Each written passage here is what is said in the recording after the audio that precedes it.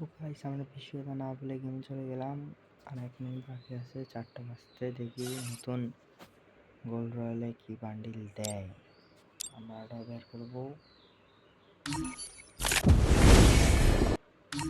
আর মাত্র 5 3 2 1 0 হয়নি হবে আবার হয়ে গেছে